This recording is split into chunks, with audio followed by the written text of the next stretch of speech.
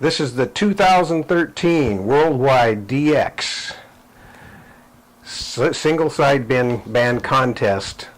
And I want to archive this for future years and generations, because what we're experiencing right now is some very excellent sunspot activity and DX conditions.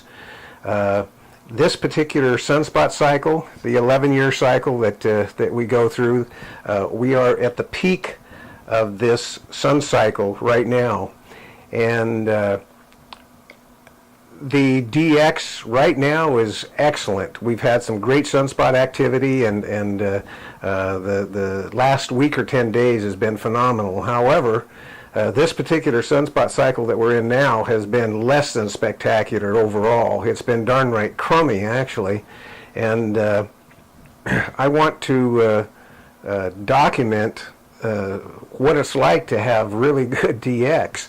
And this weekend and this contest is indicative of some of the best conditions that I've seen in a long time. And like I say, unfortunately, this particular cycle that we're in has been really less than spectacular. It's been really crummy, and we're fortunate that we have this particular weekend and with good conditions. This is the peak right now. We're in the fall of 2013, and it's probably going to start dropping off pretty dramatically from here on out. And they're predicting that each consecutive 11-year cycle following this one is going to be less significant than the previous one. So that means that next 11-year cycle, it's going to be worse than this one was, and the following one is going to be worse than that one, and possibly 3 or 4 more declines like that as well. So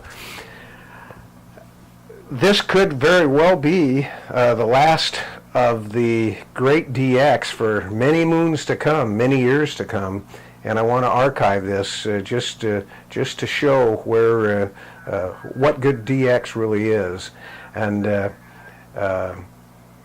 they say also that with the declining sunspot cycles that are coming, 2, 3, 4 of them in 11-year cycles, that with less sunspot cycles, or less sunspots on the sun, less activity on the sun, that we'll probably be going through a mini ice age. Things are going to cool down pretty dramatically during those periods. So global cooling, here we come. Now what I want to try to do is explain how I feel about DX. It's kind of like fishing. I compare it favorably to the sport of fishing. When you're fishing, you're throwing your line out there and you're trying to catch a fish. You're throwing your line out there, you're trying to catch the biggest fish, the most elusive fish, and that's what makes fishing really fun. Well, amateur radio and chasing DX is almost exactly the same as far as I'm concerned. You have elusive stations and elusive locations that are like the big fish that you want to catch, and you're after those. You want to try to get those rare stations, and just a regular fishing expedition, just catching fish, you're on the air talking with people and making contacts throughout the world. Some of them are like, I don't have any problem talking with Japan at all.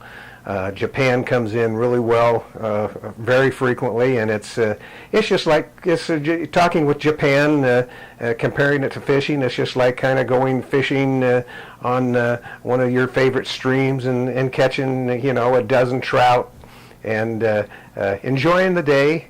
You caught some nice fish, and that was real common and the nice thing to do. But some of those bigger fish and more elusive fish are the ones that you really, really cherish. And the same way with DX amateur radio stations that are around the world. There's some locations that are very hard to acquire in your logbook. There's some amateur stations, people that are really elusive and hard to get.